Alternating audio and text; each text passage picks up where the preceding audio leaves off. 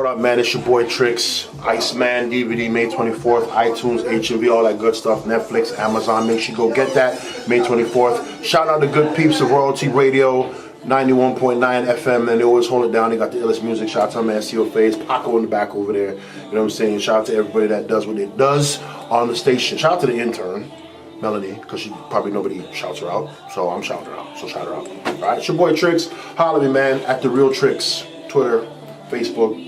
TrixxWorld.com. Holla. I like the records. RoyaltyRadio.ca.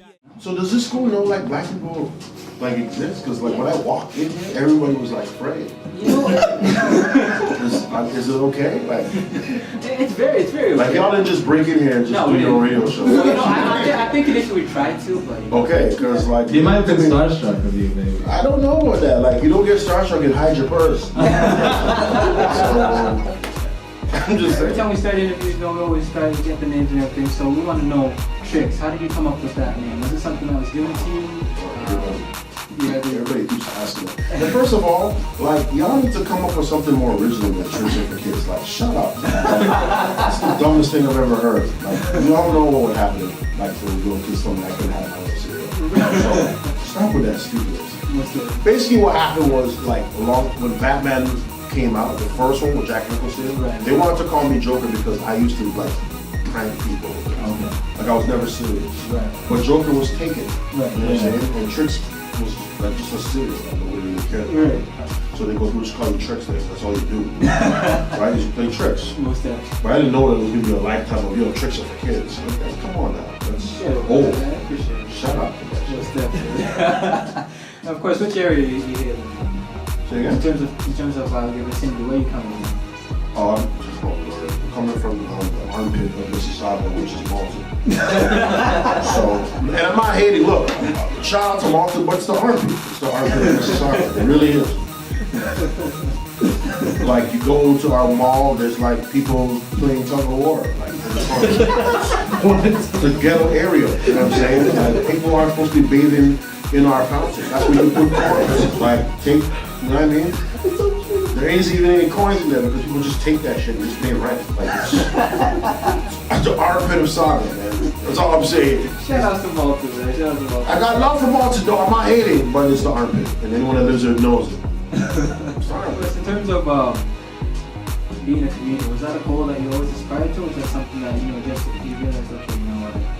Since I'm there, I'm not going to take it. It was a goal because I remember I used to practice in the shop. Okay. Like I used to just practice telling jokes in front of nobody. And don't ask me what the mic was. But anyway, just don't ask that shit. It was a goal, but I mean, I wish I kind of started earlier. But sometimes you get afraid. Because I remember I called Young Ducks amateur line. I called.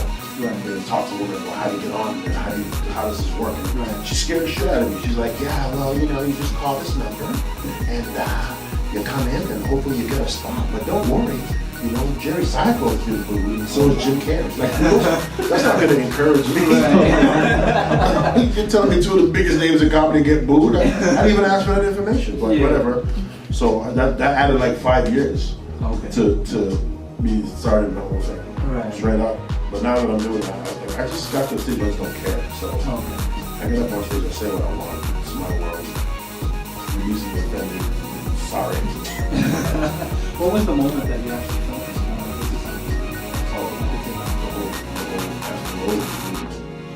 That was what I was thinking. I can say what I want. I don't care. I can actually speak my mind on some shit. Like comedy is so cool because there's times where we're not even trying to make you laugh. You laugh because you find it funny, but there are times where we're not trying to make you laugh. You're just trying to say real stuff. We're being serious, and it just comes across as funny. But that's the best thing about even radio. Like you guys got a show that's kind of uncut. You can say what you want. It's an outlet. And being in front of a lot of people, you're like a voice. So people really, really pay attention to so much things you say. So comedy is a good form for me. Let me speak my mind. Say what I want. You can't stop me. Where are you? Yeah.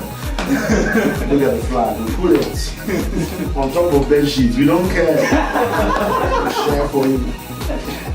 What was your first performance like? When you first went on stage? Like, Oh shit. Amateur night.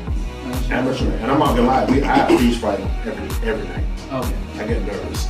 But I was a radio host first, and I was a DJ first. So I already had practice in front of, big crowds. Right. I was an MC with ill kids. Right. So I was used to being in front of people. So that, I kind of lucked out that way.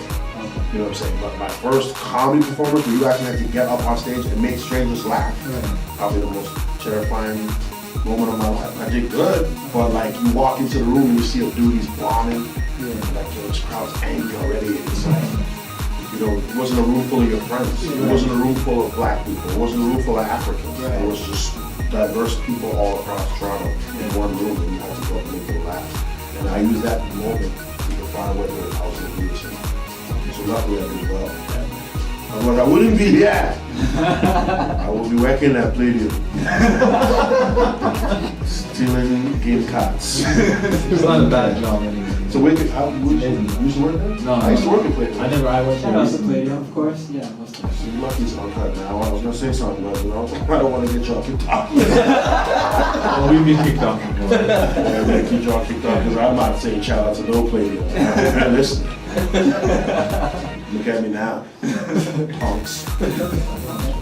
Now, in terms of challenges, man, being a theater is never easy. Now, the challenges, man, how do you overcome it? What are some of those challenges that you face, and how do you overcome it?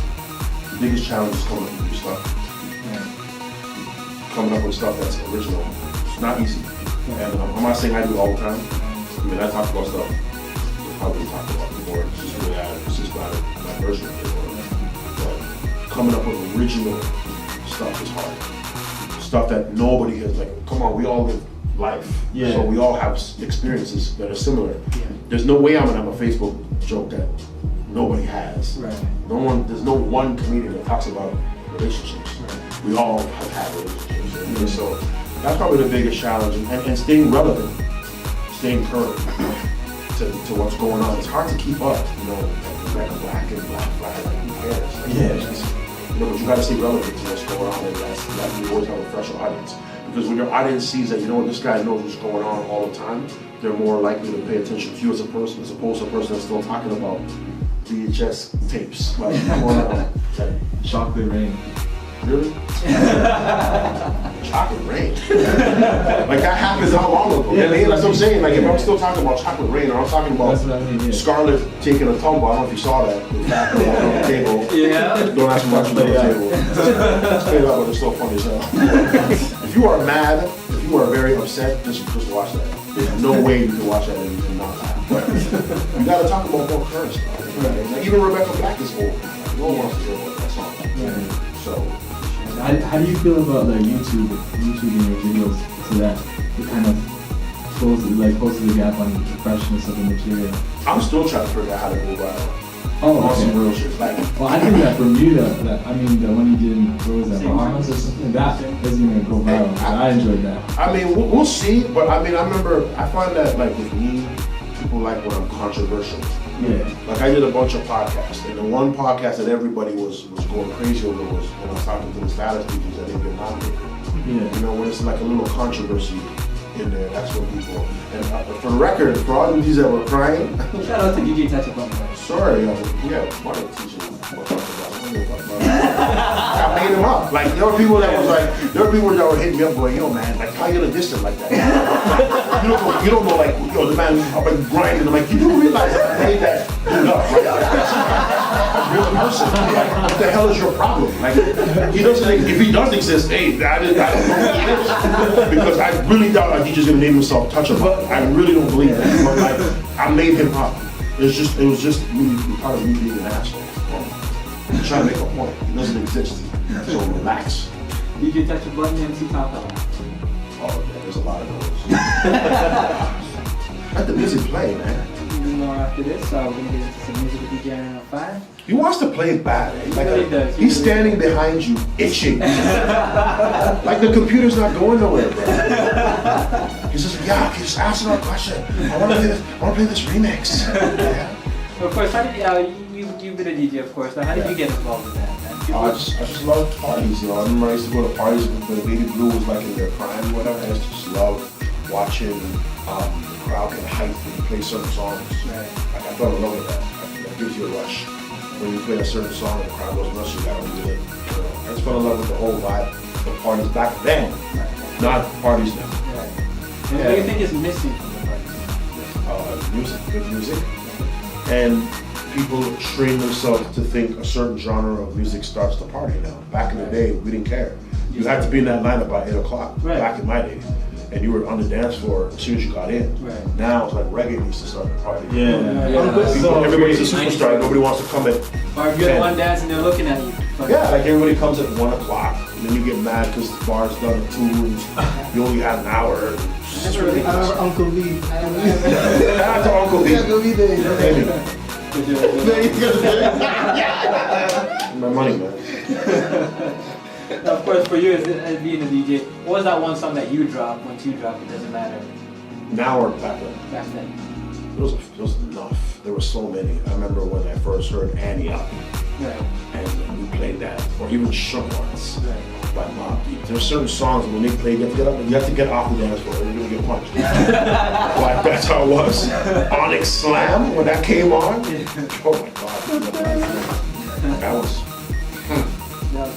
girls used to get elbowed. I actually saw a guy got Jason one time on that. Oh wow. True, no, but remember guys, when guys, remember when Brooklyn Zoo came out? When Brooklyn Zoo came out, girls would leave the dance floor.